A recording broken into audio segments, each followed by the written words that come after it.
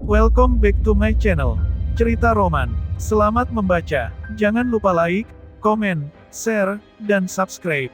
Novel Menantu Dewa Obat. Klik tanda lonceng supaya dapat pemberitahuan selanjutnya. Oke. Bab 242. Reva akhirnya dikeluarkan dari farmasi Su oleh Axel dan Alina. Lalu dia pergi ke tempat parkir di bawah tanah di mana Tiger sedang menunggunya. Kak Reva, seperti yang kau katakan semuanya sudah diatur. Petik 2. Tetapi Austin sudah katakan jika kau memerlukan bantuannya dia dapat membungkam seluruh keluarga Yu.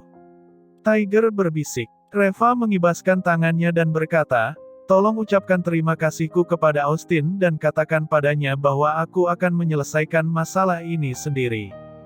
Petik 2. Tiger tampak begitu mengaguminya. Austin telah menawarkan diri untuk membantu tetapi Reva menolaknya.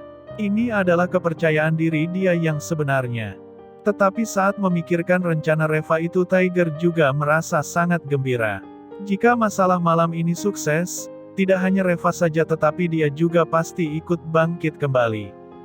Lalu Tiger berbisik, ngomong-ngomong, Brett juga menelepon dan bertanya apakah kita memerlukan bantuannya.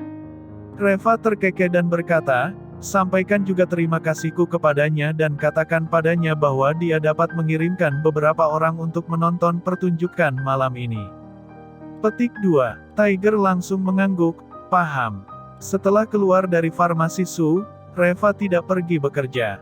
Dia kembali ke Taman Dragon Lake untuk beristirahat. Reina masih koma. Reva duduk di samping tempat tidur dan berkata dengan lembut, Reina, tidak lama lagi kakak akan memulihkan kembali kesehatanmu. Selain itu, aku juga berjanji kepadamu bahwa apa yang hilang dari keluarga Lee kita, pasti akan kuambil kembali semuanya dengan tanganku sendiri. Setelah istirahat di rumah itu untuk waktu yang cukup lama tiba-tiba Reva menerima telepon dari Alina. Dia meminta Reva untuk segera kembali ke perusahaan. Dengan ragu, Reva segera bergegas ke farmasi Su. Begitu dia tiba di depan pintu kantor Nara dia mendengar suara Hiro yang berkata dengan berlebihan. Pa, Ma, masalah ini tak salah lagi sudah pasti Reva si bajingan itu yang melakukannya. Tadi malam seseorang melihatnya menculik Shiro lalu membawanya ke atas gunung. Kemudian Shiro meninggal di atas gunung itu. Semua bukti dan saksi sudah lengkap. Si bajingan Reva itu pasti akan mati kali ini. Hiro berkata dengan sangat jelas dan ekspresi wajahnya menunjukkan dia begitu bangga dan gembira. Hana lalu mencibir dan berkata, rambut boleh sama hitam tetapi dalamnya hati tak ada yang tahu. Kalian lihatlah orang ini, biasa hari dia hanya seperti orang yang tak berguna dan begitu bodoh. Petik 2. Tetapi siapa sangka ternyata bisa itu sendiri. Untung saja, kita mengetahuinya lebih awal. Kalau tidak, dengan membiarkan orang seperti itu tinggal di rumah kita bukankah akan menjadi bom waktu. Petik 2. Axel dan Alina mengangguk-angguk. Mereka berdua menunjukkan ekspresi ketakutan di wajahnya masing-masing. Lalu Nara berkata dengan penuh amarah, kalian sudah cukup belum berbicaranya? Petik 2. Sudah selesai belum? Hiro, kau jangan menggunakan desas-desus itu untuk memfitnah suamiku. Lalu Hiro melirik Nara dan berkata dengan perlahan, Kak Nara, aku tidak hanya mendengar desas-desus. Petik 2. Aku telah mencari seorang temanku yang bekerja di kantor polisi dan mereka memiliki bukti-bukti yang kuat. Hana langsung mencibir, kau dengar tidak itu? Ini adalah bukti resmi kepolisian. Nara, suamiku mungkin bisa memfitnah Reva tetapi apakah polisi bisa memfitnah juga? Axel dan Alina langsung mengangguk-angguk dan berkata, ya, Nara. Petik 2. Bagaimana mungkin polisi akan salah? Nara baru saja hendak berbicara ketika Reva masuk. Dia melirik Hiro dan bertanya dengan lembut, Hiro, apakah kau yakin bahwa bukti ini dipegang oleh kepolisian? Petik 2. Melihat Reva datang, Hiro merasa sedikit gamang, tetapi kemudian dia menggertakkan giginya dan berkata, ya, aku sangat yakin. Lalu Hana langsung menatap Reva dan berkata, Reva, kebetulan sekali kau datang. Petik 2. Cepat kau tanda tangani surat perceraian ini. Mulai sekarang kau dan kakakku tak ada hubungannya lagi. Kau adalah seorang pembunuh jadi tolong jangan libatkan kakakku juga. Mengertikah kau? Reva sama sekali tidak mempedulikannya dan berkata dengan dingin, Hiro, semua ucapan yang kau katakan itu apakah menurutmu cukup masuk akal? Petik 2. Jika kepolisian memiliki bukti yang kuat lalu mengapa mereka mau melepaskanku? Satu pertanyaan dari Reva saja sudah dapat membuat Hiro tertegun dan terdiam untuk waktu yang lama. Jangan lupa like, dan subscribe, agar admin lebih semangat untuk menyajikan kontennya. Bab 243. Nara langsung tertawa dan berkata, benar sekali. Itu benar, Hiro. Sejak mereka membebaskan Reva, itu berarti Reva bukanlah seorang pembunuh. Petik 2. Apa yang akan kau katakan sekarang? Hiro langsung menggertakkan giginya dan dengan enggan berkata, ketika mereka melepaskanmu, mereka belum menemukan buktinya. Petik 2. Bukti-bukti itu, baru ditemukan sekarang. Reva mencibir, benarkah? Kalau begitu, seharusnya kau memanggil polisi untuk menangkapku. Petik 2. Dan tiba-tiba Hiro tak bisa berkata-kata. Dia hanya asal bicara saja. Ini sama sekali bukan bukti yang diperolehnya dari polisi. Melihatnya seperti itu Nara langsung tersenyum dan berkata, Hiro, mengapa kau tidak berbicara?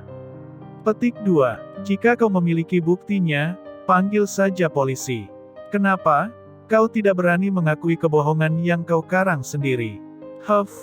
Kau tidak mau memanggil polisi. Kalau kau tidak mau panggil gantian aku yang panggil saja polisinya. Kau telah menyebarkan rumor dan memfitnah orang lain. Apakah kau tahu kau telah melanggar peraturan apa? Petik 2. Air muka Hiro seketika berubah dan dia langsung berkata, Aku salah ingat barusan. Ini bukan berita yang aku dapatkan dari polisi. Ini adalah berita dari keluarga Yu, tetapi bukti ini pasti benar. Nara langsung mencibir, berita dari keluarga Yu. Apakah ucapan mereka bisa dipercaya? Petik 2. Lalu Hiro menggertakkan giginya dengan marah dan berkata, keluarga Yu adalah salah satu dari 10 keluarga terpandang dan satu ucapan mereka itu sangat berharga. Jadi apakah mungkin mereka akan sembarangan bicara? Nara mendengus dingin dan mengabaikannya. Hiro tampak kesal dan dengan marah berkata, Nara, kau tidak percaya, ya? Petik 2. Oke, kalau begitu apakah kau berani bertaruh denganku? Jika masalah ini terbukti Reva yang melakukannya itu berarti kau kalah. Dan jika kau kalah maka perusahaan bahan obat itu akan dikelola oleh kami. Petik 2. Bagaimana? Beranikah kau bertaruh? Reva mengernyitkan keningnya dengan heran.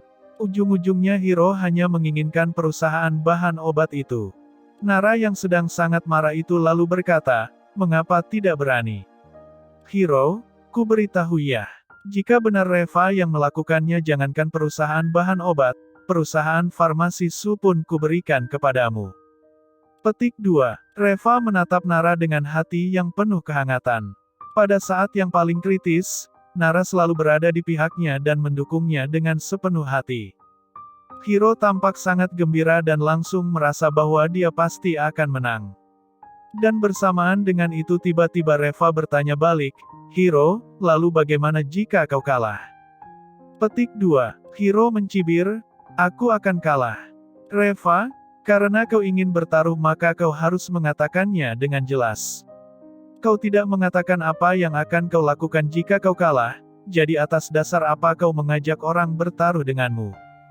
Petik 2. Hiro memelototi Reva dengan marah dan berkata, ini taruhanku dengan Nara, apa hubungannya denganmu?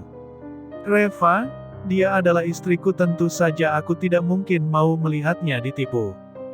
Petik 2. Hiro lalu menggertakkan giginya dan berkata dengan marah, oke, kalau begitu katakan kepadaku, apa yang ingin kau lakukan? Reva mencibir, mudah saja. Petik 2. Jika kau kalah maka kau harus berlutut di depan aku dan Nara lalu bersujud 3 kali sambil meminta maaf kepada kami.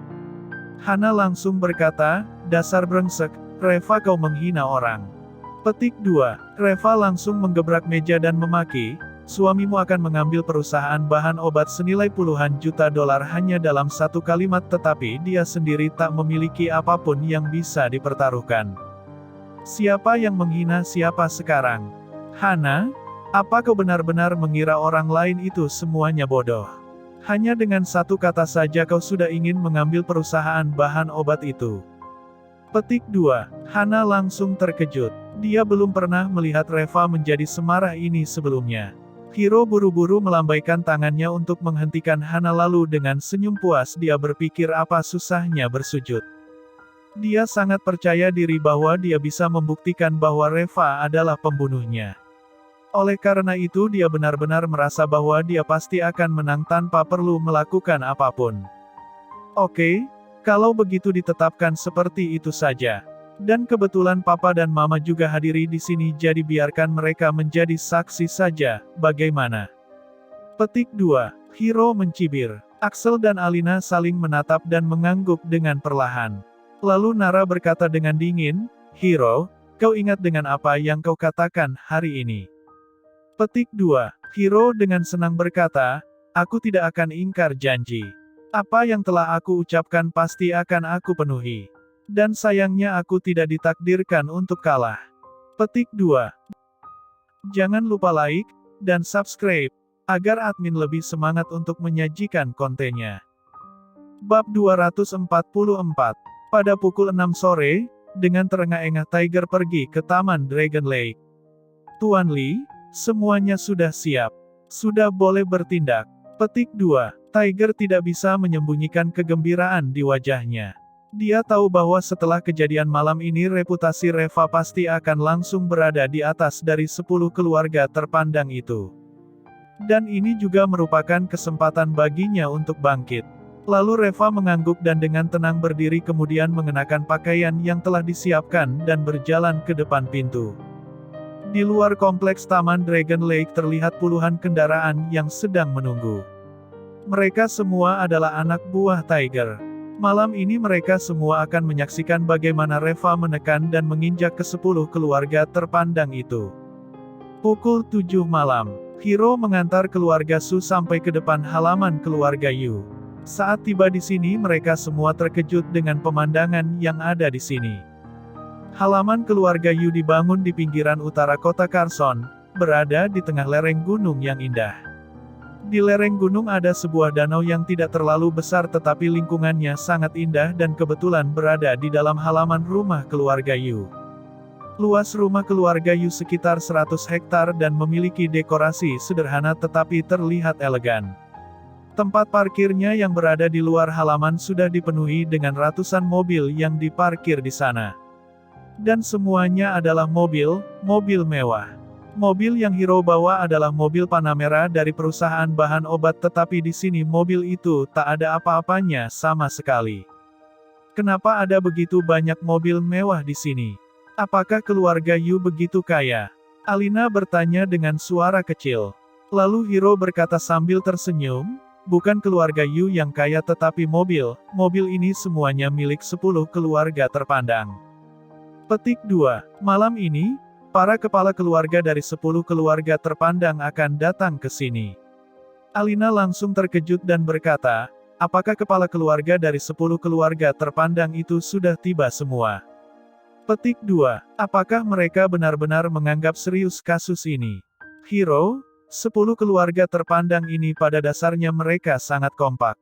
Saat ada sesuatu masalah besar yang terjadi, orang-orang dari 10 keluarga terpandang ini akan bersatu untuk menyelesaikannya.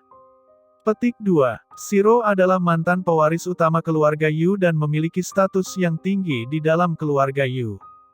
Dan sekarang dia sudah mati. Orang-orang dari 10 keluarga terpandang ini tak mungkin mengabaikan masalah ini begitu saja. Petik 2. Apalagi Reva pernah memiliki sedikit hubungan persahabatan dengan Austin. Orang-orang dari 10 keluarga terpandang ini khawatir Austin akan membantunya jadi mereka sengaja membuat acara ini menjadi sedikit berlebihan. Petik 2. Axel langsung mencibir, Reva dan Austin sudah impas sejak dulu. Tak usah mengatakan apakah Austin akan membantunya atau tidak. Meskipun Austin ingin membantunya tetapi dengan semua orang dari 10 keluarga besar hadir di sini, Apa yang bisa dilakukan oleh Austin? Petik 2. Lalu Hiro mengangguk penuh dengan kesenangan. Iya, pasti begitu. Kak, jika melihat situasi malam ini seharusnya Reva tak akan bisa lolos. Lebih baik kau segera tanda tangani surat perceraiannya. Jangan sampai nantinya jika dia mati di sini kau masih harus menyandang status janda. Nara langsung berkata dengan dingin, berhentilah bicara omong kosong. Petik 2. Aku tidak mungkin menceraikannya. Reva juga pasti akan baik-baik saja. Hana langsung mencibir, Kak, kau ini, kalau belum kena batunya belum puas kau. Petik 2. Tampak beberapa orang masuk ke halaman keluarga Yu. Halaman rumahnya tampak terang benderang dan ada banyak orang di sekitar halaman itu. Mereka seperti orang-orang kampung yang baru pertama kalinya datang ke kota. Mata mereka tampak begitu mengagumi seluruh rumah dan pemandangan di halaman keluarga Yu. Dan akhirnya mereka sampai di ruang tengah rumah itu. Ada banyak orang yang sedang duduk di ruang tengah itu. Dan tampak kepala keluarga dari 10 keluarga terpandang juga berada di antara orang-orang yang duduk di ruang tengah itu. Rio juga berdiri di sana. Saat melihat Axel dan yang lainnya masuk, dia segera mencibir, wah, aku pikir kalian tidak berani datang. Tak kusangka, ternyata kalian berani juga ya. Kalian semua benar-benar datang ke sini. Lalu dengan cepat Axel berkata, Tuan Yu, masalah ini tidak ada hubungannya dengan kami. Kami benar-benar tidak tahu apa-apa. Petik 2. Rio mengibaskan tangannya dan berkata dengan tidak sabar, tak perlu membicarakan hal-hal yang tak berguna ini. Kali ini masalah kita bukan lagi sesuatu yang hanya bisa diselesaikan dengan nyawa seorang Reva saja. Petik 2. Nyawa anggota keluarga Yu kami sangat berharga. Meskipun dibayar dengan nyawa kalian semua juga tidak akan cukup. Axel dan yang lainnya langsung tercengang. Alina tampak begitu ketakutan sampai meneteskan air matanya. Tiba-tiba terdengar suara yang banyak laga itu datang dari belakang. Bukankah ini Direktur Su? Petik 2. Baru beberapa hari tidak bertemu saja, Direktur Su sudah menjadi semakin cantik lagi. Semua orang langsung menoleh dan melihat mereka tak berjalan dengan ekspresi arogan dan diiringi oleh sekelompok orang-orangnya. Bersambung di channel cerita roman selanjutnya. Jangan lupa like, komen, share, dan subscribe. Novel Menantu Dewa Obat.